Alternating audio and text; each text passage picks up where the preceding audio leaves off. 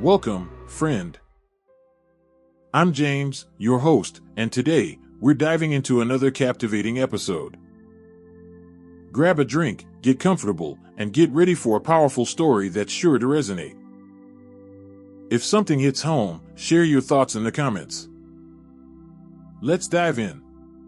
TIFU, my entire life has been a lie, regrets of a 46-year-old banker in LA. Hi Reddit, I'm John. I'm 46, living in Los Angeles, and I've been lurking here for years. I never thought I'd post, but I feel like my life just fell apart, and I need to spill my guts. TIFU doesn't even begin to cover it. Honestly, I've been ing up for as long as I can remember. I built a life based on shoulds and musts, one carefully laid brick at a time until I found myself walled in, suffocating. For over 2 decades, I played it safe, anchored to a desk, a so-called steady life that slowly sucked the soul right out of me. You know the saying, the road to hell is paved with good intentions? Well, my intentions paved a freeway, and I'm only now realizing I'm speeding headlong into a dead end. And now, after 26 years in a corporate prison, everything I was trying to protect, everything I thought I was securing for myself, is gone, or maybe it was never really there. I was too busy working to notice that life had slipped away while I was trapped in some sterile, fluorescent-lit office tower.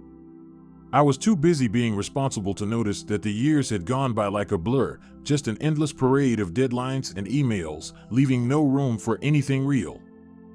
Yesterday, my wife confessed she's been having an affair for the last 10 years. 10 long years. That's 120 months of deception, 3,650 days of her sharing herself with another man while I was too busy drowning in spreadsheets and endless emails to even notice. 10 years is enough time to reinvent your entire life, to learn a new language, or travel the world twice over, but instead, she was living a double life right under my nose. I'd come home, exhausted, toss my keys on the kitchen counter, and barely register her absence because I was already absent myself. The house was more like a hotel, just a place where we slept under the same roof, nothing more. We barely spoke, we exchanged the kind of polite, surface-level chatter you'd expect from coworkers, not spouses. But here's the kicker, I felt nothing. Not even a flicker of anger, no desire to scream or throw things. Just this eerie numbness, like I was already a ghost floating through the motions of a life I'd lost control of. She said I've changed, that I'm not the man she fell in love with. And maybe she's right. Hell, I don't even know who I am anymore. The person I once was, that young man brimming with wild ambition and dreams, would look at me now and shake his head in disgust. I'm finally coming to terms with the fact that I've been dead inside for longer than I'd care to admit, and this was just the final nail in the coffin. It was as if I had been in a coma, slowly fading away while life happened around me, and now I was finally waking up to find everything had changed and it was too late to fix any of it. But let's go back to when I wasn't a shell of a man. When I was 20, I was bursting with life, buzzing with an energy that made it seem like anything was possible. If you met me then, you'd swear I was going to change the world. I was that guy who could light up a room just by walking in, who could talk for hours about philosophy, literature, politics, anything that made people think. I was spontaneous, full of crazy ideas, and always chasing some adventure. There was an edge to me, a wild unpredictability that people found magnetic. I was alive in a way that can't be captured in words. Back then, I had 2 dreams. I was going to write a book that would flip people's perceptions upside down, something that would punch society right in the gut and make them rethink everything they thought they knew. And I was going to travel the world, helping the homeless and the poor. I wanted to be more than just another cog in the machine. I wanted to touch people's lives, leave a mark, and show that it was possible to live differently. I wanted to experience every emotion, every culture, to be more than just alive. I wanted to live. I'd started writing my novel in college, a dark, twisted tale where the villains were just ordinary people with tragic backstories, and the heroes weren't exactly heroic. It wasn't your typical good versus evil story. It was gritty and raw, a reflection of all the moral gray areas we navigate in life. I wanted to force readers to look into the eyes of the bad guy and see themselves. By the time I was 20, I had 70 pages written and a fire in my heart that told me I was going to finish it and shock the world. I was convinced it was going to be my ticket out, a gateway to the life I really wanted, not some safe corporate job. I'd also backpacked through New Zealand and the Philippines, wandering through rainforests, sleeping on beaches, meeting locals, and feeling alive with every step I took. I'd wake up in a hostel, knowing that the day ahead was mine to shape. I hitchhiked, shared meals with strangers, and soaked in every new experience like it was the elixir of life. The plan was to make my way through all of Asia, then Europe, and eventually, the Americas. I had lists of cities I wanted to visit, people I wanted to meet, experiences I wanted to collect like badges of honor. Those days were intoxicating. Every morning was a blank page, every night an adventure. I was free, in every sense of the word. I was living life on my own terms, not bound by schedules or obligations, and the world seemed to stretch endlessly before me, full of possibility. There were no limits, no boundaries, and every day felt like a promise. Then came the banking job. It was downtown, right in the heart of Los Angeles, where the skyscrapers loomed tall and the sidewalks were filled with people who all seemed to be rushing somewhere important. I told myself it was just for a year or two, enough to build a financial cushion, pay off student loans, and then I'd be free to pursue my real passions. But life has a way of pulling you in, making the decision for you while you're too busy settling in to realize. You've been trapped. The first year turned into the second, then the third, and before I knew it, 5 years had gone by. I'd climbed the corporate ladder, and with each promotion, I told myself I was doing the right thing. This is temporary, I'd whisper to myself late at night in the office, staring out at the city lights. You're building something. You're setting yourself up for the future. But the future never came. There was always another promotion to chase, another deal to close. And the life I promised myself was always just a little bit further out of reach. The free-spirited traveler became a creature of habit, glued to his office chair and bound by the shackles of a career he never even wanted.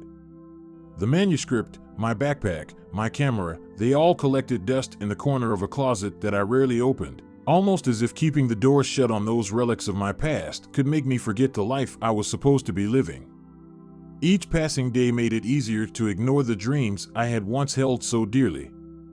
I got used to the comfort of a steady paycheck, used to the routine that kept my life on track, but never let it veer into the unpredictable. The spontaneity that had once defined me slowly drained away, replaced by the monotonous rhythm of the corporate grind. The first time I realized something was really wrong was when my father died. That was 10 years ago, around the same time my wife started her affair. Funny how life has a way of kicking you when you're already down. My dad was my hero, an old school guy who believed in working hard but also living life.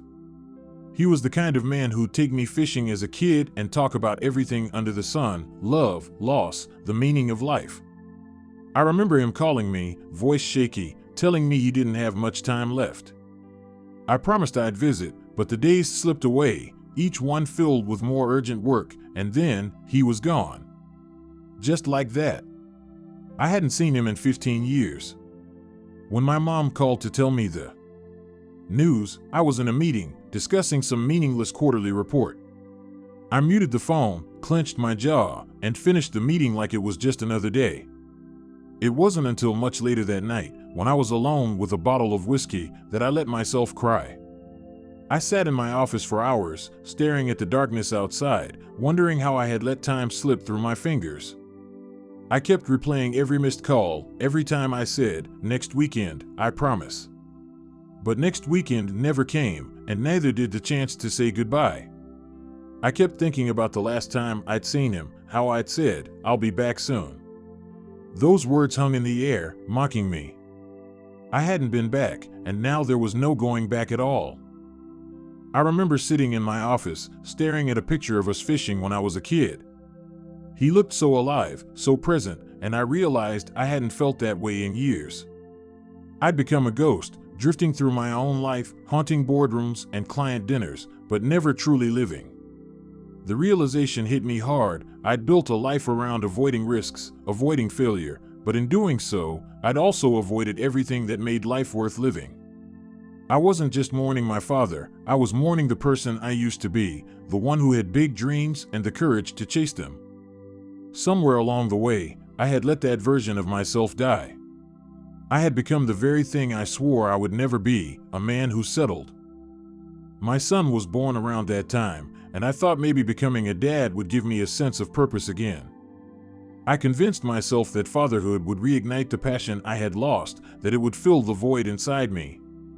I told myself I'd do better, that I'd be the kind of father my dad had been, a present, loving role model who prioritized his family over everything else.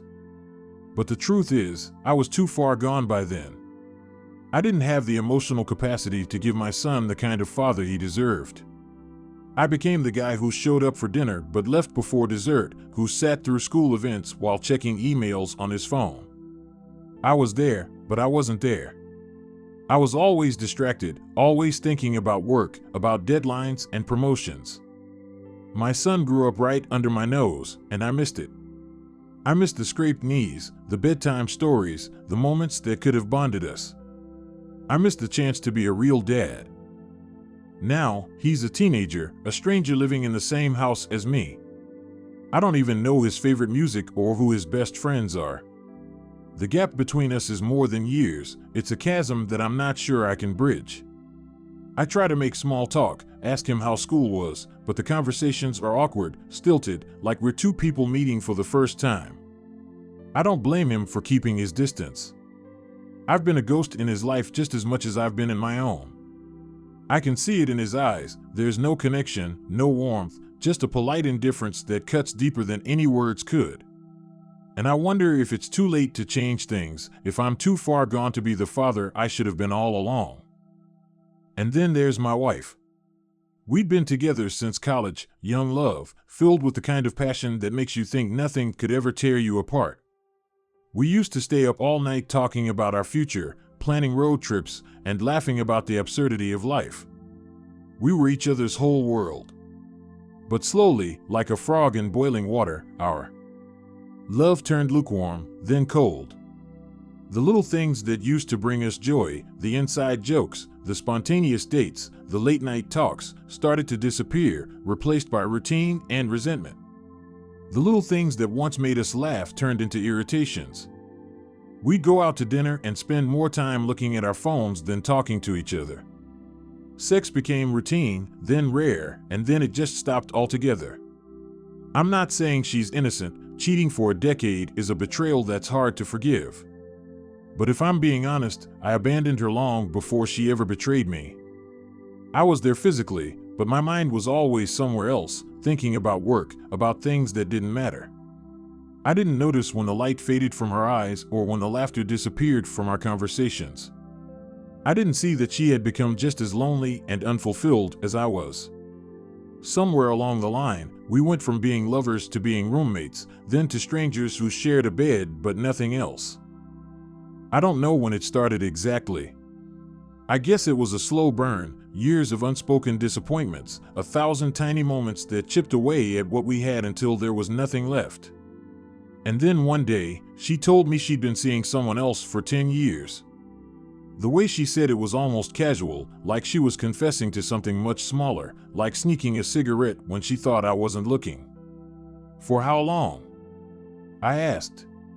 10 years, she said, looking at me with eyes that were empty, hollow, like a person who's already made peace with their sins. I didn't scream or demand details. I didn't punch a wall or threaten to throw her out. I just sat there, numb, realizing I had no fight left in me. I wasn't even mad at her. I was mad at myself for letting things get to this point, for not noticing the signs or caring enough to stop the slow death of our relationship. I thought about all the times I'd worked late, telling myself I was doing it for the family, when in reality, I was just hiding. Hiding from the truth, from the problems we were too scared to face. It was easier to lose myself in work than to admit that we were falling apart. This morning, I woke up and saw myself in the mirror. Really saw myself for the first time in years. The man looking back was a stranger, a hollow-eyed banker in an expensive suit, with a life as carefully curated as his LinkedIn profile. But behind those eyes, there was nothing. Just a man who had traded passion for security, love for convenience, and dreams for a steady paycheck. I've spent my whole life avoiding risk, taking the safe road, choosing comfort over fulfillment. But safety doesn't stop you from losing everything, it just delays the realization that you never had anything real to begin with. My wife is gone in every way that matters, my son barely knows me, and the novel that was going to change the world is still sitting unfinished, a relic of a life that could have been. I've missed every opportunity to travel, to be free, to live authentically. I even missed my own father's funeral, choosing work over family. I stood there in the bathroom, gripping the sink and staring at my reflection, wondering if I could ever get back to the person I used to be or if that person was lost forever. So, where do I go from here? I don't know. I'm cutting back my hours, though, no more working weekends, no more missed family dinners. I've already told my boss I'm scaling back, and if that means I lose the next promotion, so be it. I'm going to show up at my son's basketball games, even if I'm the awkward dad who doesn't know a damn thing about the sport. I'm going to sit down with that dusty manuscript and try to write something, anything, to remind myself that I used to have a voice, a story, a passion. Even if I can only manage a page or two a week, at least I'll be writing. At least I'll be doing something that feels real. As for my wife, I'm not rushing to divorce her. I'm not saying we'll reconcile either, but I'm not walking away just because things got messy. We both let it get to this point. She isn't some villain, she's a person who made mistakes, and maybe she did what she did because I'd already left her emotionally. I want to talk to her, really talk, for the first time in years. Maybe there's nothing left to save, but I owe it to myself to at least try. I've scheduled us for counseling, though she seemed surprised that I still wanted to make the effort. Maybe it's a lost cause, but at this point, I've got nothing left to lose by trying. It might be too late for us, but at least I'll know I didn't give up without a fight. And the novel? I'm not the same person who wrote those first 70 pages, but maybe I can become someone who finishes the story. Even if I'm just writing it for myself, I need to remember what it's like to create something that isn't just a damn spreadsheet. I want to travel, too, not to check countries off a list, but to feel alive again. I don't care if I'm just hiking in the Hollywood Hills or finally making it to Europe, I just need to get out of this cage I built for myself. I've started making plans, real plans, to take a month off and travel. I don't know where yet, maybe somewhere I've never been, maybe back to the Philippines where I was last truly happy. It doesn't matter. What matters is that I do it, that I get out there and remember what it's like to be alive. TLDR, I spent 26 years choosing the safe path, and it cost me my passion, my marriage, and my relationship with my son. My wife confessed to a 10-year affair, my son barely knows who I am, and I missed my dad's funeral for a promotion that didn't matter. If you're young, or at a crossroads, don't play it safe just because it's the easy choice. You could wake up one day and realize you've spent your life building a prison for yourself, just like I did.